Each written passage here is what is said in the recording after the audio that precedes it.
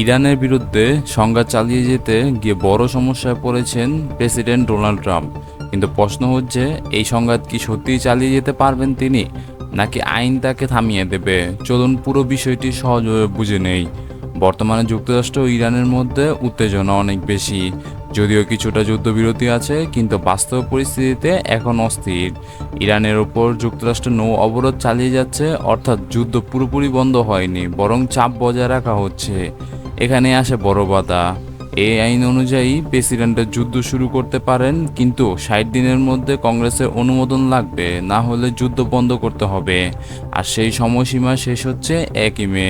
United states Congress এই সংস্থা চূড়ান্ত সিদ্ধান্ত নেয়। এই দুই ভাগে বিভক্তি প্রতিনিধি পরিষদ, সিনেট। সমস্যা হলো এখন দুই দল বিভক্ত, রিপাবলিকেশন, ডেমোক্রেট। এই বিভাজনের কারণে ট্রাম্পের অনুমোদন পাওয়া কঠিন হয়ে গেছে। সম্প্রতি সিনেটের একটি ভোট হয়, ট্রাম্পের ক্ষমতা কমানোর চেষ্টা করা হয়েছিল। এর ফলাফল দেখা যায়, ভোটের প্রস্তাবটি ব্যর্থ হয়। কিন্তু এর মানে এই না যে সবাই ট্রাম্পকে সমর্থন করছে। অনেক রিপাবলিকেশনও বলছে 60 দিনের পর অনুমোদন ছাড়া অভিযান চালানো ঠিক না। ডেমোক্রেটদের অভিযোগ, এই যুদ্ধ প্রতি সপ্তাহে $100 কোটি খরচ করছে। প্রশ্ন উঠেছে, এই যুদ্ধ কি দরকার, নাকি শুধু রাজনৈতিক শক্তি দেখানোর জন্য? সম্প্রতি আরব সাগরে একটি ইরানি জাহাজ আটক করা হয়েছে।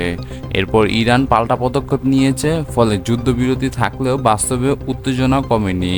এখন ট্রাম্পের সামনে তিনটা পথ: কংগ্রেস অনুমোদন নেওয়া, যুদ্ধ বন্ধ করা, আইনের ফাঁক ব্যবহার করা। অতীতে ব্যারাক ওবামা এবং বিল ক্লিন্টন এই অনুমোদন ছাড়াই যুদ্ধ চালিয়েছেন। বিশ্লেষকরা বলেছেন, এই যুদ্ধ ট্রাম্পের জনপ্রিয়তা প্রভাব ফেলতে পারে, কিন্তু তিনি হয়তো পিছিয়ে আসবেন না, কারণ তিনি সবসময় নিজেকে জয়ী নেতা হিসেবে দেখতে চান। তাহলে এখন বড় প্রশ্ন, ট্রাম্প কি আইন মানবে, নাকি অভিযান চালিয়ে যাবেন?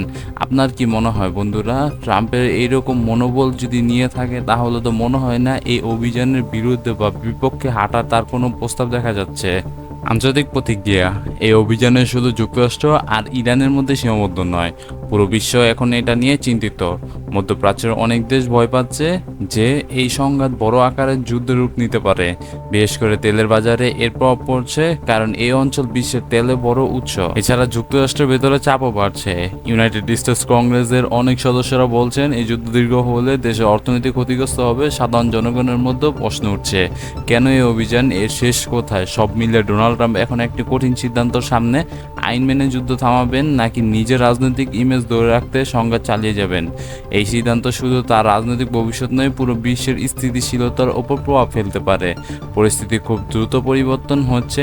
1 মের পর কি হবে, এটাই এখন সবার নজরে। বর্তমানে 1 মের জন্য সবাই অপেক্ষা করছে। পুরো বিশ্ব ধরতে গেলে নজর রাখছে 1 মের ওপর। আপডেট পেতে আমাদের চ্যানেলের সাথে যুক্ত রাখুন। আপনার মতামত কি, আর এই কূটনৈতিক বিশ্ব আন্তর্জাতিক মহলে নিয়ে আপনাদের মন্তব্য কি, তা অবশ্যই কমেন্টে জানাতে ভুলবেন না বন্ধুরা। এই ছিল খবরটি বন্ধুরা, আপনাদের কাছে কিরকম লাগছে তা অবশ্যই জানাতে পারেন আমাদের কমেন্ট বক্সে।